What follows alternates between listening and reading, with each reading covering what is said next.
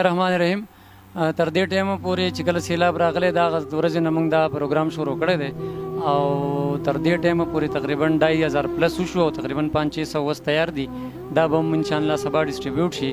خو مصیبت دا دی چې د دې نه بعد بیا زموږ سره نور سټاک نشته نو هغې باره کې یو مفتي صاحب تاسو ته ریکویسټ کوي زه صرف دا عرض کوم چې هر کوم زموږ ملګري دي شاګردان دي هغوی زموږ سره مرسته وکړي په چای چیني غوړي یا په مختلفو داسې اشیای هموږ ته راورسوي چې زموږ دا سبا بله ورځ هم دا راشن پوره شي. بسم الله الرحمن الرحیم. دا وختي خو الحمدلله پوره سوات ته د کوهستانه پورې د کالام بحرین مدین صخرې لالکو پورې الحمدلله منګور تمام محلات د الله په فضل و کرم سره کور شوي دي. څومره دي تعداد ماته اندازه مشکله ده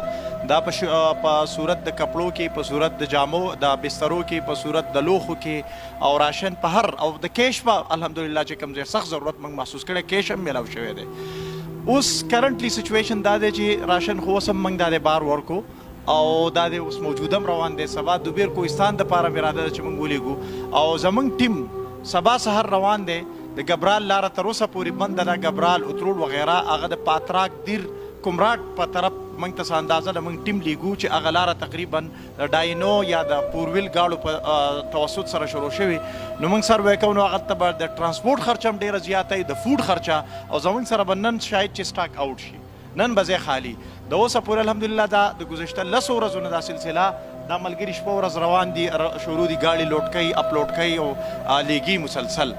نو الحمدلله دا ځای بیس کیمپ دی د ټول سوات دپاره دا خالي کېدل نه دي پکار او شتمن ملګري که هغه په پاکستان کې دي زموږ خویندې رونه دي او که بهر اوسیږي هغې ته درخواست دی چې برای مهرباني تاسو راځئ دا ځای وزټ کوئ د دې ځای نه دا هلکان لګیا دي ګاډي ډکېږي رخصتېږي خلکو ته میلاویږي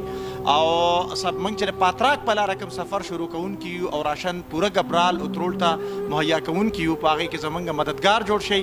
موږ تاسو نه د کیش په اماونټ کې مطالبه نه کوو که موږ ته تاسو یو ټرک 2 وړه راولېږئ موږ ته تاسو چاول راولېږئ غوړي راولېږئ دالونه راولېږئ مثالې راولېږئ نو پیکینګ هغه زموږ کار دی رسول د کیش په مد کې که نه وي نو موږ ته تاسو چې دی نو د غذایي اجناس او دارنګې د یخ موسم شروع کېدو والا دی نو اخوا ته به خلکو ته ګرم ملبوسات بسترې هم پکاري نو برای مهرباني تاسو چې په پاکستان کې اوسېدونکي یې نماینده زموږ سره لاهور نماینده شته زموږ سره د یو ځای بل ځای ملګري راځي او هغه دلته زموږ سره په کار کې شریکېږي تاسو ټولو ته درخواست دی محمد عالم صاحب او دا نور ملګري او زموږ سره